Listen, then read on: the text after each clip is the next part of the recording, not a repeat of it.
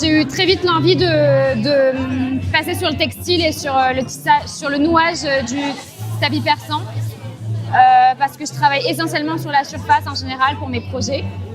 Et je savais que Sina était quand même très orientée vers le mobilier. Donc c'était un peu un challenge pour moi de lui donner une troisième dimension à cette surface-là qui est le tapis.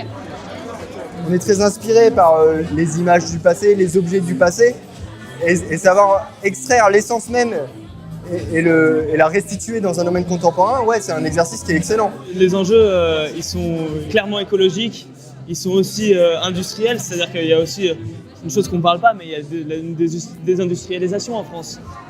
Sina est au courant. Et le rôle du designer, c'est aussi de pouvoir réindustrialiser le pays. Je pense qu'on est obligatoirement obligé de regarder à propos de la prise de conscience actuelle sur notre dépense d'énergie.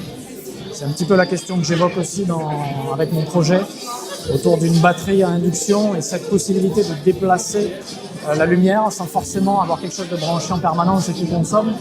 On est sur ces questions-là et je pense qu'à l'heure actuelle, le design il va être obligé d'avoir ces contraintes-là pour évoluer. Il y a beaucoup de distance entre nous et les artisans, parce qu'ils sont au Japon et nous on est sur Paris. Et c'est vrai qu'avoir recours à l'impression 3D, ça permet de montrer l'objet physique directement aux artisans. Et ça, on gagne beaucoup de temps en fait. C'est un bout de canapé qui est en fait inspiré par une technique traditionnelle japonaise, qui est celle des tonneliers.